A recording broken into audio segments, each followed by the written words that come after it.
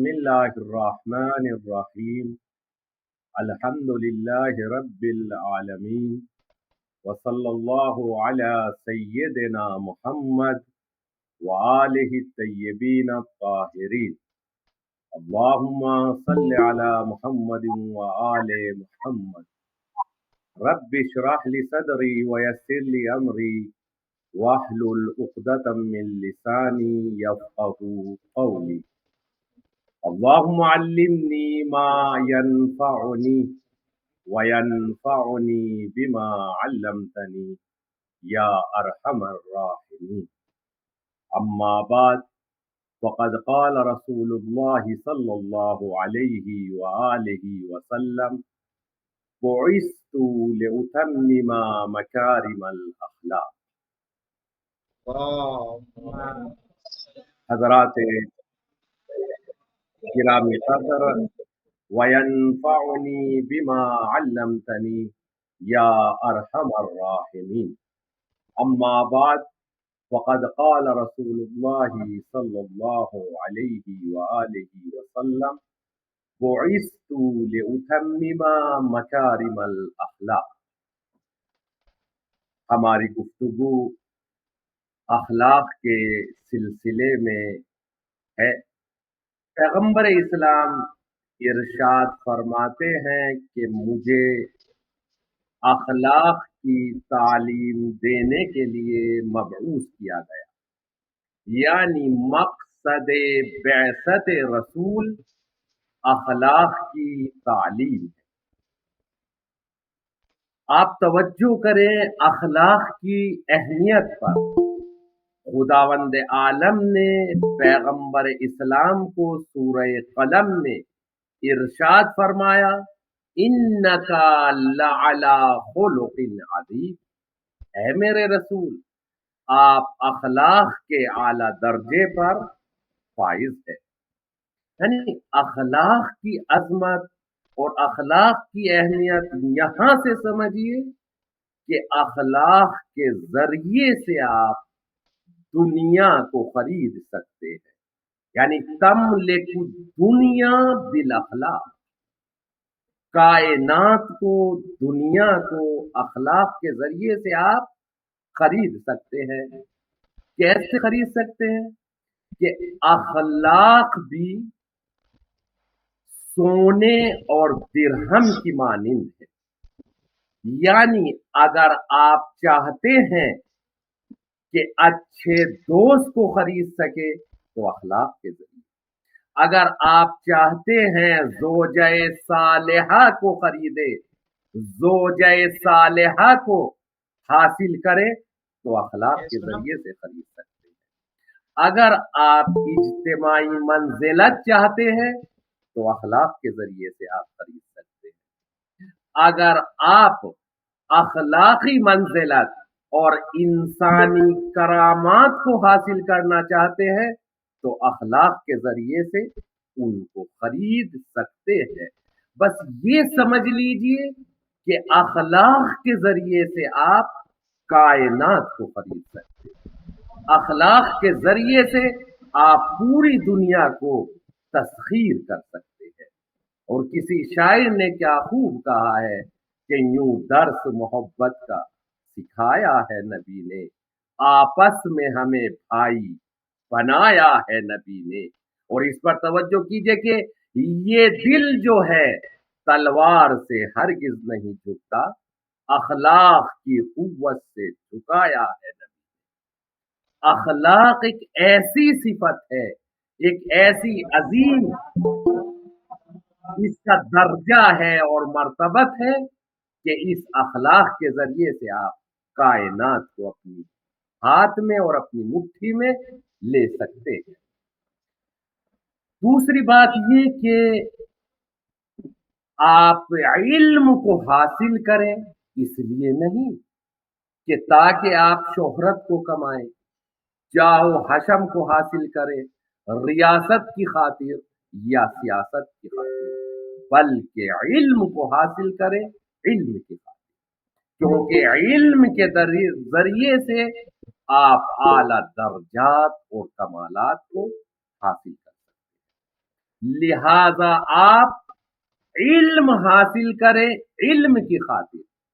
اگر آپ نے علم حاصل کیا تو تمام کی تمام چیزیں دنیا کا ہر شرف آپ حاصل کریں, دنیا کی ہر عظمت آپ حاصل کریں. دیکھیے جب آپ نے علم حاصل کیا تو آپ کے پاس حکمت بھی آ جائے گی. اگر آپ کے پاس علم ہے تو آپ کے پاس بصیرت بھی آ جائے گی. اگر آپ کے پاس علم ہے تو آپ کے پاس عظمت بھی آ جائے گی, آپ کے پاس شرف بھی آ جائے گی. تو لہذا یہ بات یاد رکھیں کہ علم کو اس لیے حاصل نہ کرے کہ تاکہ دنیا کو حاصل کرے, بلکہ علم خالصتاً للہ اور صادقتاً للہ حاصل کرے. علم کو اس لیے حاصل کرے تاکہ زندگی میں آپ کو جینے کا طریقہ. اور آج دیکھیں کائنات میں جتنی بھی مشکلات آج پیش آ رہی ہے وہ تمام کی تمام جہل کی وجہ.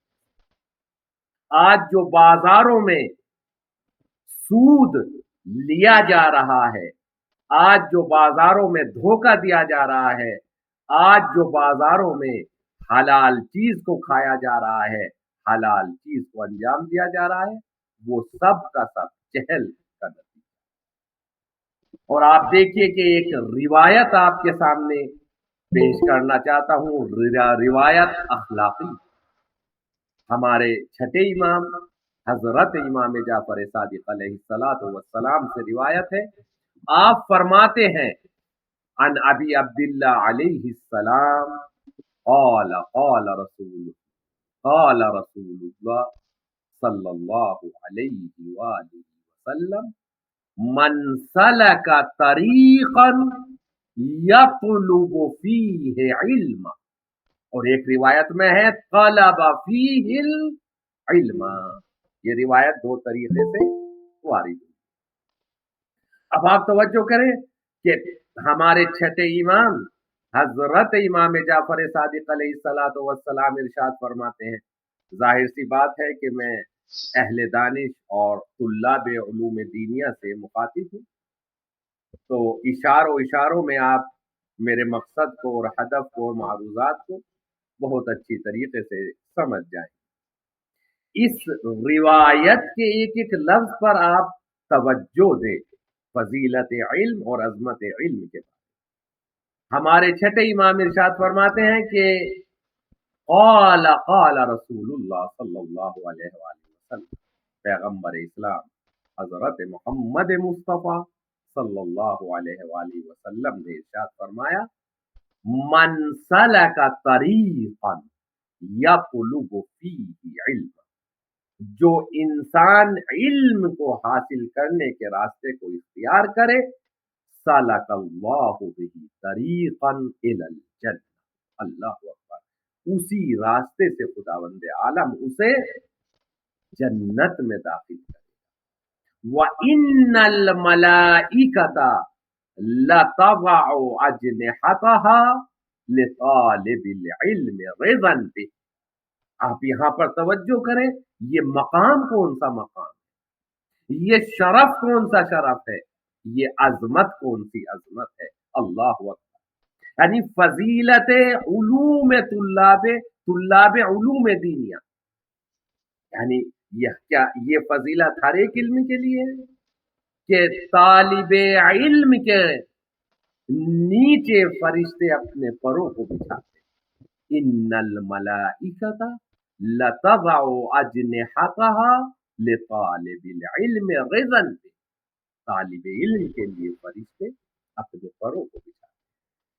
سوال یہ پیدا ہوتا ہے کیا ہر ایک طالب علم کے نیچے اور ہر ایک طالب کے علم کے لیے فرشتے اپنے پروں کو بچھاتے ہیں؟ کیا جو علم حاصل کر رہا ہے شہرت کی خاطر, ریاکاری کی خاطر, دنیا کو حاصل کرنے کی خاطر, لوگوں کو دکھانے کی خاطر, کیا اس کے نیچے بھی پر بچھاتے ہیں؟ دوسرا سوال, کیا ہر ایک علم کو حاصل کرنے والے طالب علم کے نیچے فرشتے اپنے پروں کو بچھاتے ہیں, یا خاص اور خصوصاً طلاب علوم دینیا کے لیے اپنے پروں کو بچھاتے ہیں۔ آپ توجہ کریں کہ یہ کون سا مقام ہے، یہ کون سی عظمت ہے طلاب علوم دینیا کے، طلاب علوم شرعیہ کے لیے، کہ فرشتے بھی دیکھیے اشرف مخلوقات خدا کون ہے؟ انبیاء، رسول، ملائکہ۔ جو اشرف مخلوق خدا ہے وہ طالب علم کے لیے اپنے پروں کو بچھاتے، یہ عظمت علم کو سمجھے، فضیلت علم۔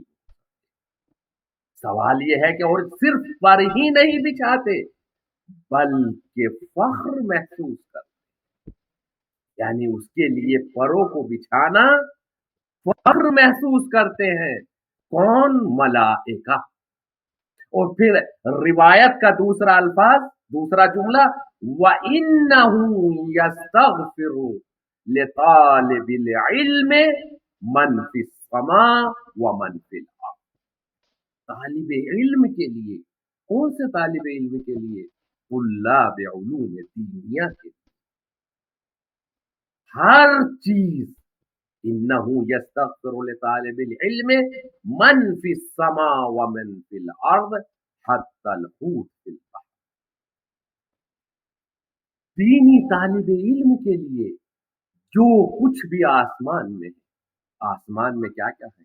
ملائکہ استغفار کرتے، پرندے استغفار کرتے، حتی الحوت من فی الارض، جو آسمان میں ہے وہ بھی استغفار کرتے ہیں، جو زمین میں ہے وہ بھی استغفار کرتے ہیں، حتی الحوت فی البحر، یہاں تک کہ سمندروں کی مچھلیاں بھی طالب علم کے لیے استغفار کرتے ہیں۔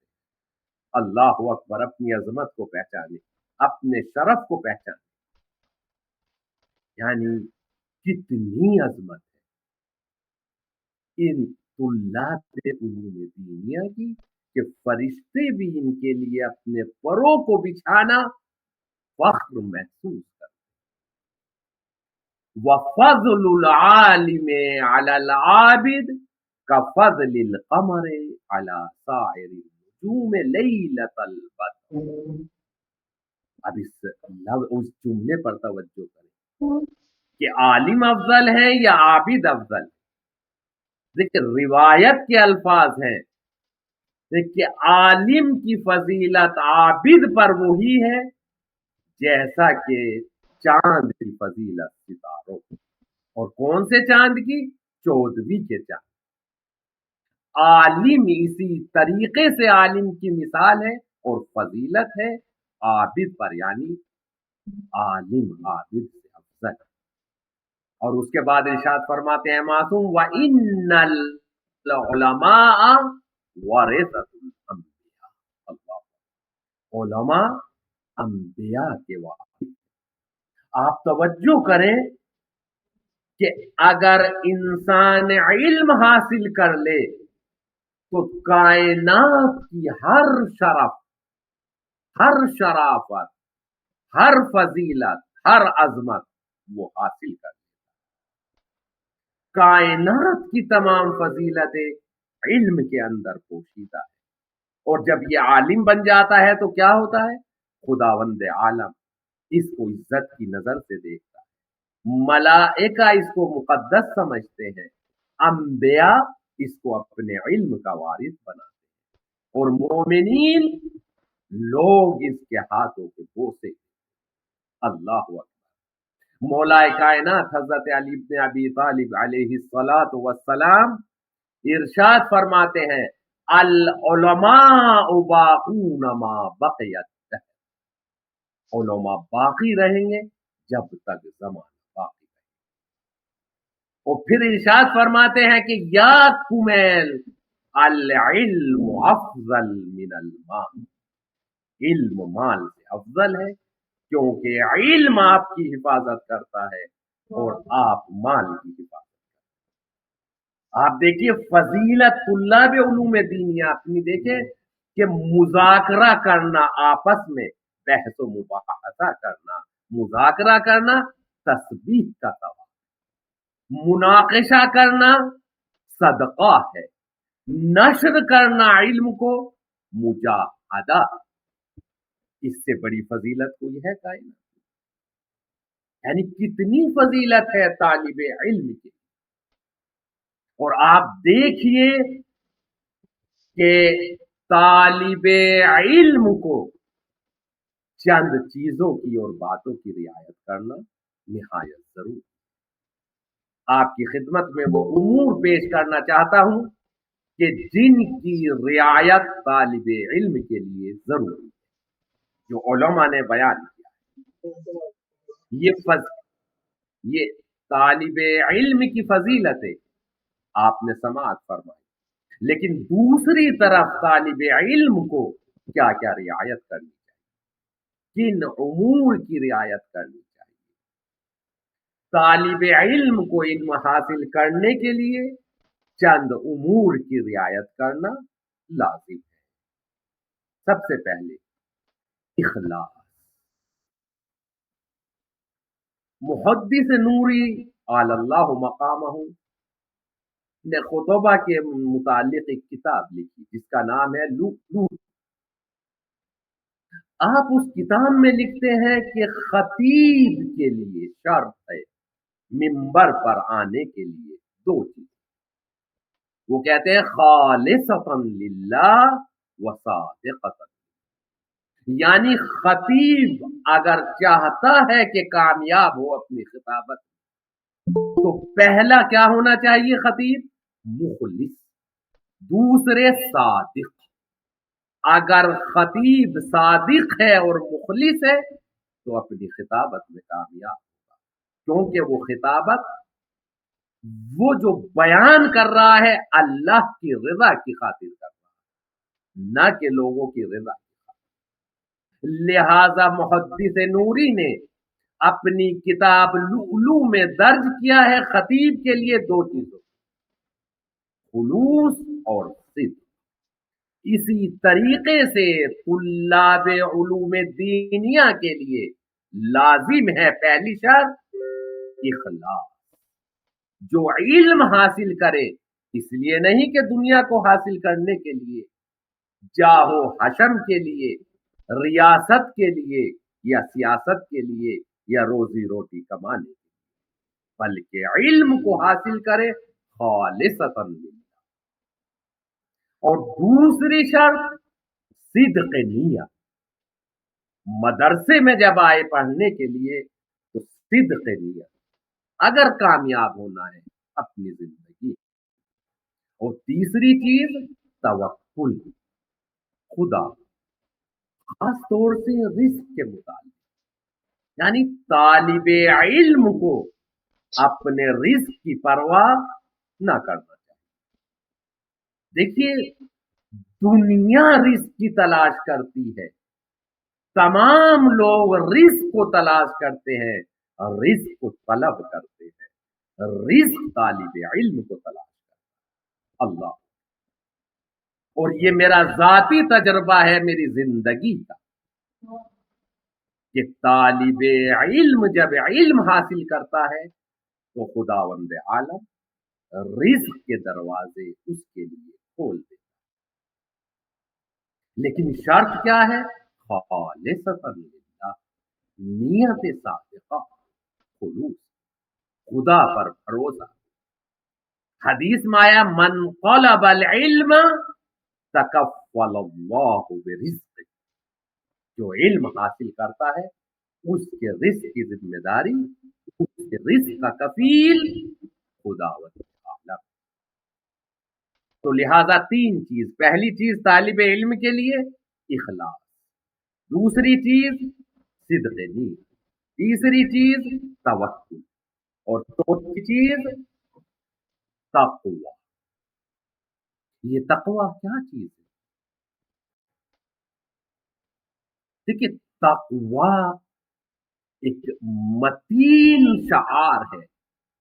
तक़वा खुदावंद आलम की नेमत से एक अजीम नेमत।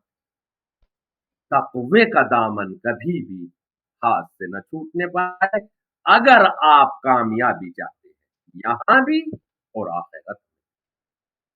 مولا کائنات کے جب ضربت لگ گئی 19 رمضان کو، 19ویں کا دن گزرا، 20ویں کا دن گزرا، اور جب 21واں دن آیا تو آپ نے اپنے دونوں بیٹے حضرت امام حسن علیہ السلام اور امام حسین علیہ السلام کو بلایا، اور بلانے کے بعد وصیتیں کی۔ اور آپ توجہ کیجئے، جو وصیت کی مولا نے، سب سے پہلی وصیت نہ نماز کے متعلق کی، نہ حج کے متعلق کی، نہ یتیموں کے متعلق، سب سے پہلی وصیت تقوی کے متعلق۔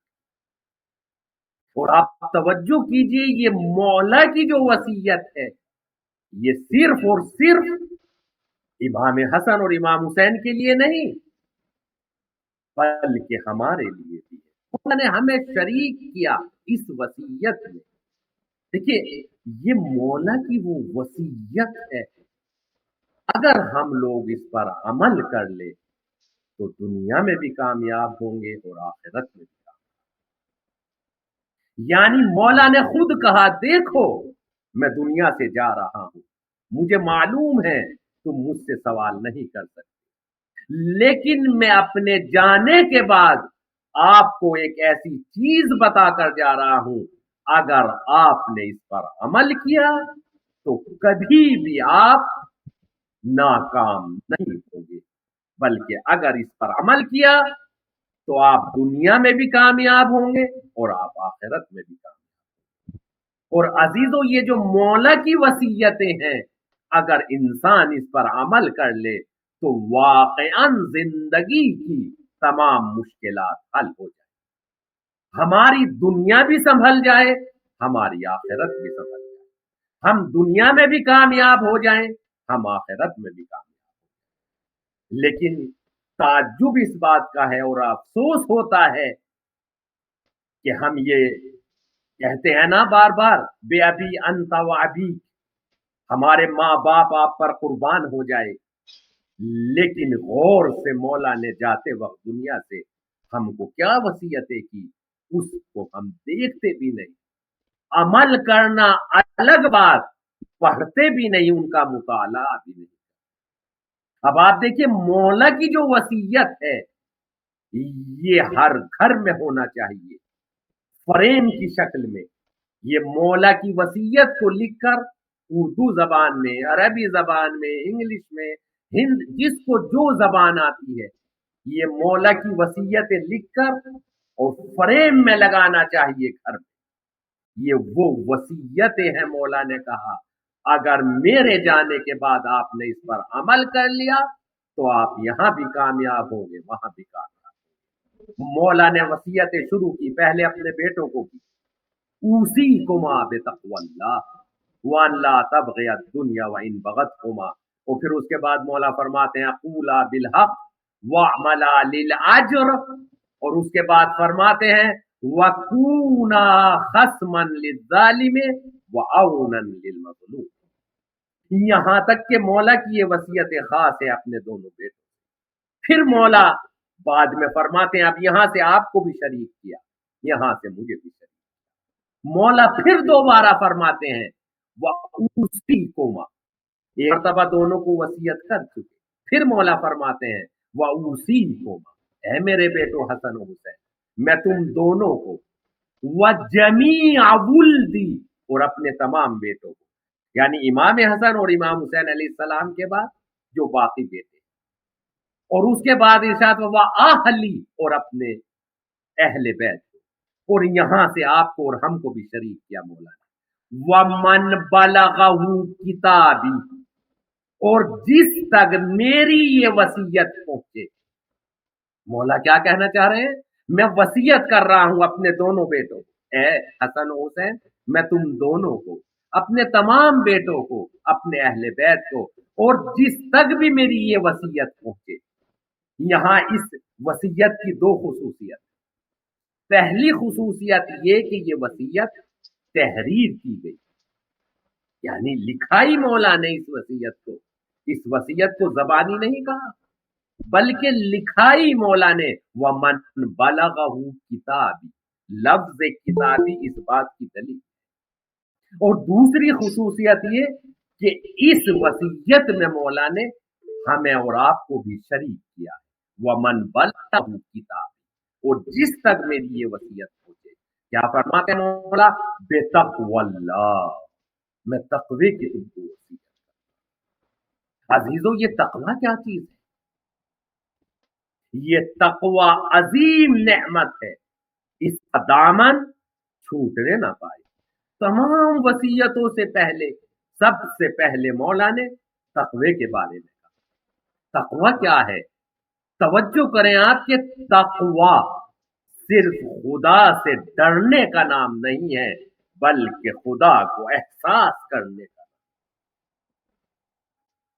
آپ دیکھیں کہ کس طریقے سے احساس کیا جائے، یعنی ہر جگہ خدا کا احساس ہونا چاہیے۔ آپ دیکھیں کہ ایک چھوٹا سا قصہ آپ کے سامنے بیان کروں کہ ایک عارف تھے، علم عرفان کے جاننے، ایک شاگرد تھے۔ انہوں نے اپنے استاد سے کہا، جو علم عرفان کے جاننے والے تھے، عارف تھے، کہ مجھے علم عرفان سکھا دیں۔ اور یہ بات بھی آپ کی خدمت میں عرض کروں کہ علم الگ چیز ہے اور عرفان الگ، علم عرفان الگ ہے، یعنی علم کے بعد کی منزل عرفان کی منزل، اور دونوں میں فرق ہے۔ ہر عارف عالم ہوتا ہے، مگر ضروری نہیں کہ ہر عالم عارف۔ انہوں نے کہا مجھے علم عرفان سکھا دیجیے۔ عارف نے کہا کہ یہ اتنا آسان نہیں، منع کرنے لگے، وہ اصرار کرنے لگے شاگرد کہ نہیں سکھا دی۔ آخر میں انہوں نے کہا ٹھیک ہے، میں سکھا دیتا ہوں، مگر کہا کہ کل جب میرے پاس آؤ تو آنے سے پہلے آپ قرآن مجید کو پڑھتا۔ یہاں توجہ کیجیے ذرا۔ اگلے دن شاگرد آئے، پوچھا کیا قرآن مجید کی تلاوت کی؟ کہا جی تلاوت۔ کہا کتنا پڑھا؟ کہا پورا قرآن مجید۔ کیونکہ آپ جانتے ہیں جن لوگوں کو عربی آتی ہے وہ ایک سپارہ 15 سے 20 منٹ میں تمام کر دیتے،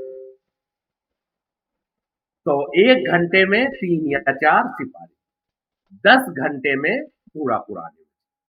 کہا پوری رات پڑھا اور قرآن مجید کو میں نے تمام کر دیا، اول سے لے کر آخر تک پوری تلاوت۔ استاد نے کہا ٹھیک ہے، کل پھر قرآن مجید کی تلاوت کرنا، مگر یہ سوچ کر کرنا کہ میں تمہارے سامنے بیٹھا ہوا ہوں۔ یہاں توجہ، یعنی یہ احساس کرنا کہ میں تمہارے سامنے بیٹھا ہوں۔ اگلے دن پھر آئے طالب علم، کہا تلاوت کی؟ کہا کتنا؟ کہا کل 15 سپارے پڑھ پایا۔ کہا کیوں؟ کہا یہ احساس تھا کہ آپ بیٹھے ہوئے ہیں، کہیں میں غلطی نہ۔ کہا ٹھیک ہے، کل پھر تلاوت کر کر آنا، مگر یہ سوچنا اور یہ احساس کرنا، جو اس زمانے کے سب سے بڑے مرجع تھے ان کا نام لیا، کہ وہ تمہارے سامنے بیٹھے ہوئے ہیں اور وہ تمہارے درس کو سن رہے ہیں۔ اگلے دن پھر آئے، کہا کتنا پڑھا آج؟ کہا کل 5 سپارے پڑھا۔ ڈر یہ تھا کہ کہیں میں غلطی نہ کروں، یہاں تک کہ وہ بھیجتے رہے، اور پھر آخر میں استاد نے کہا کہ کل پھر قرآن مجید کی تلاوت کر کر آنا، اور احساس یہ کرنا کہ تمہارا پروردگار، تمہارا خدا تمہارے سامنے بیٹھا، تمہارے سامنے، تم اپنے خدا کے سامنے تلاوت کر رہے۔ اگلے دن پھر آیا یہ طالب، آنے کے بعد استاد نے پوچھا کتنی تلاوت کی؟ کہا 1 آیت بھی نہ پڑھا۔ عزیزو، اسی احساس کا نام کہ جو ہم پڑھ رہے ہیں، جو ہم کہہ رہے ہیں، ہمارا خدا اس کو سن بھی رہا ہے، ہمارا خدا اسے دیکھ بھی رہا ہے، اسی احساس کا نام تقوی۔ اور تقوی کی سب سے زیادہ پریکٹس روزے کی حالت میں ہوتی ہے۔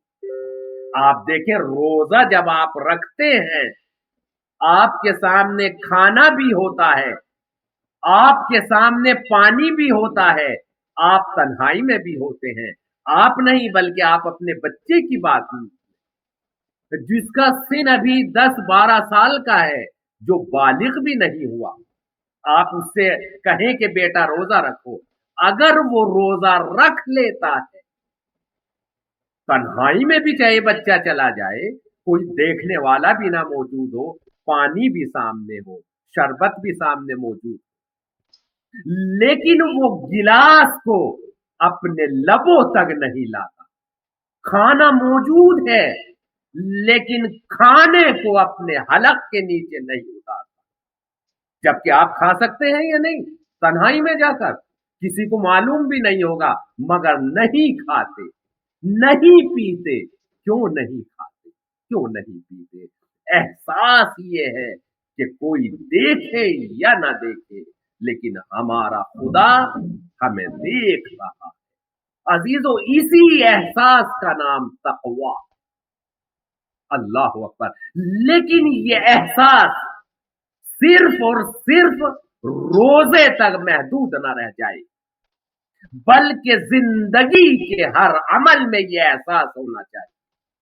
अगर घर से कदम निकाला तो निकलने से पहले ये सोचो ये कदम सही जगह पर जा रहे हैं या नहीं। अगर आप जबान से किसी को कुछ कह रहे हैं तो कहने से पहले ये सोचो ये कहने से किसी को अजियत तो नहीं हो। अगर कोई चीज खा रहे हैं, खाने से पहले ये सोचो कि ये हराम माल तो नहीं खा रहे हैं। अगर हाथ को उठा रहे हैं किसी पर तो ये सोचो ये उठने वाला हाथ किसी मजलूम पे तो नहीं। इसी चीज का नाम तकवा। मालूम हुआ आपको मौला ने क्यों फरमाया सबसे पहली वसीयत तकवा की थी? क्योंकि अगर आपने तकवा इख्तियार कर लिया तो यहां भी कामयाब हो जाएंगे, वहां भी कामयाब। सबसे अहम तरीन चीज तकवा, तकवा इलाही। और तकवा अल्लाह से डरने का नाम नहीं, बल्कि अल्लाह को एहसास करने का नाम। जिंदगी के हर अमल में अल्लाह का एहसास, यही तकवा। तो तालिबे इल्म के लिए जरूरी है तकवे का इख्तियार करना। और फिर आप देखिए कि मौला ने फिर दूसरी बात को और दूसरे अम्र को फरमाया। मौला ने कहा कि मैं जाने से पहले दो चीजें तुम्हें बताकर जा रहा हूं, अगर तुमने उस पर अमल किया तो तुम्हारी जिंदगी की तमाम मुश्किलें हल हो जाएंगी। पहली चीज तकवा, दूसरी चीज वनज़्म अम्रिकुम, ये मौला की वसीयत है, डिसिप्लिन इख्तियार। ये नहीं कि जब मन चाहा, जब दिल चाहा सो गए, जब दिल चाहा नमाज पढ़ी, जब दिल चाहा बाहर चले गए, और जब दिल चाहा काम किया, और अगर दिल ने नहीं चाहा तो काम नहीं किया। नहीं, वनज़्म अम्रिकुम। तक़वे के बाद मौला फरमाते हैं वनज़्म अम्रिकुम, अपनी जिंदगी को मुनज़्ज़म करो। नाश्ता करने का टाइम मुअय्यन होना चाहिए, मुशख्खस होना चाहिए। दोपहर खाने का टाइम आपका मुअय्यन हो, किस टाइम खाएं। ये नहीं कि कभी आप नाश्ता कर रहे हैं 10 बजे और कभी 8 बजे और कभी 11 बजे। नहीं, अपने अंदर आप डिसिप्लिन को इख्तियार, अपने उमूर को मुनज़्ज़म करो। ये कामयाबी के मौला ने राज बताए, तक़वा व नज़्म अम्र। मौला की बहुत लंबी और भी वसीयतें हैं, लेकिन वक्त का दामन बहुत होता हो रहा है, लिहाजा मुझे कुछ और चीजें बयान करनी है। आप देखें कि तमाम के तमाम शरफ और फजीलत कायनात में इल्म के जरिए। अगर आपने इल्म हासिल कर लिया तो हर फजीलत आपके पास आ जाए। कोई भी फजीलत हो, हिकमत हो, बसीरत हो, अजमत हो, कोई भी अजमत, اور آپ دیکھیے کہ جب انسان عالم بن جاتا ہے اور علم و معارف کے اندر وہ پھر موجوں کے اندر ہوتا زن ہوتا ہے تو اسے ایک ایسا لطف آتا ہے جو بادشاہوں کو بھی نہیں. اور قصہ ملتا ہے کہ شیخ توسی نصیر الدین خواجہ نصیر الدین توسی اعلی اللہ مقامہ، ان کے بارے میں ملتا ہے کہ آپ اپنے چاروں طرف کتابوں کو لگا لیتے تھے، یعنی بیچ میں خود بیٹھتے تھے، چاروں طرف کتابیں ہوتی تھی، ایک دائرہ بنا لیتے تھے کتابوں، اور کتابوں کا دائرہ بنا کر ایک کتاب کو اٹھاتے تھے جیسے علم اصول فقہ کی، اور جب اس کا مطالعہ کرتے تھے اور کسی نتیجے پر پہنچتے تھے تو بلند آواز سے کہتے تھے این الملوک و ابناء الملوک، کہاں ہے بادشاہ، کہاں ہے بادشاہوں کے بیٹے، جو لذت اس وقت میں محسوس کر رہا ہوں وہ نہ بادشاہ محسوس کر سکتے ہیں نہ بادشاہوں کے بیٹے. اللہ اکبر. یعنی جب علم و معارف کی موجوں میں غوطہ زن ہوتا ہے انسان تو جو لذت اس کو محسوس ہوتی ہے وہ بادشاہ بھی محسوس نہیں کرتا. یا پھر اس کے بعد تفسیر کی کتاب کو اٹھاتے تھے، پھر فقہ کی کتاب کو اٹھاتے تھے، پھر علم ادب کی کتاب کو، پھر نحو کی کتاب کو، پھر علم جبرہ کی کتاب کو، اور پھر فیزیاء کی کتاب، اور پکار پکار کر کہتے تھے کہاں ہے بادشاہ، کہاں ہے بادشاہوں کے بیٹے، جو اس وقت لذت میں محسوس کر رہا ہوں وہ نہ بادشاہ محسوس کر سکتے نہ بادشاہوں کے بیٹے محسوس. اور آپ دیکھیے کہ سب سے اہم فضیلت جو اہل بیت علیہ السلام کی ہے وہ علم سے، یعنی فضیلت بہت مگر علم ایک بہت اہم فضیلت ہے اہل بیت علیہ السلام. اور یہاں پر ایک روایت ہے بحار الانوار میں جلد 2 اور صفحہ 3 میں، آپ دیکھیے کہ علم کی کتنی بڑی فضیلت ہے. اور یہ بھی حسن اتفاق ہے کہ یہ روایت حضرت امام حسن عسکری علیہ السلام سے مروی ہے. دیکھیے درس اخلاق بھی مدرسہ امام حسن عسکری علیہ السلام سے منعقد ہو رہا ہے مدرسے کی جانب سے، اور یہ روایت بھی امام حسن عسکری علیہ السلام سے مروی ہے. توجہ کریں، روایت میں ہے کہ حضرت امرأۃ عند الصدیقۃ فاطمۃ الزہراء علیہ السلام، ایک خاتون، آپ توجہ کریں علم کی فضیلت پر، علم کی کتنی فضیلت.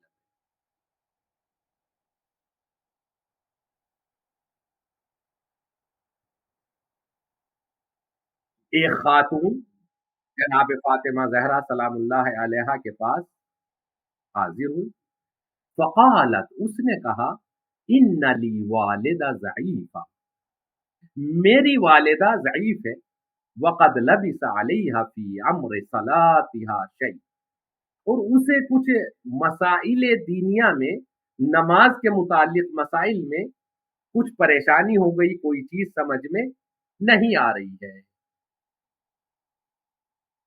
وقد بعثتنی الیکی اسألکی، میری والدہ نے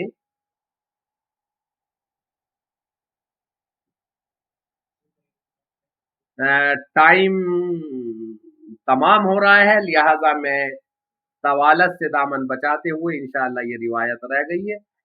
2-3 چیزیں آپ کی خدمت میں عرض کرنا چاہ رہا ہوں کیونکہ روایت طویل ہے کہ آپ مطالعہ سے پہلے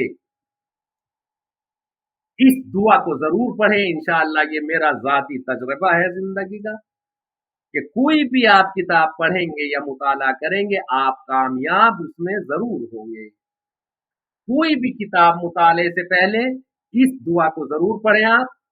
اللہ بسم اللہ الرحمن الرحیم، اللہم ارزقنی فہم النبیین وحفظ المرسلین وإلهام الملائكة المقربين. اس دعا کو اگر آپ نے مطالعے سے پہلے پڑھا، کوئی بھی کتاب ہو، تو انشاءاللہ آپ اس میں کامیاب رہیں گے۔ والحمدللہ رب العالمین۔ قبلہ ریپیٹ کر دیں ایک مرتبہ۔ آلہ طاہرین۔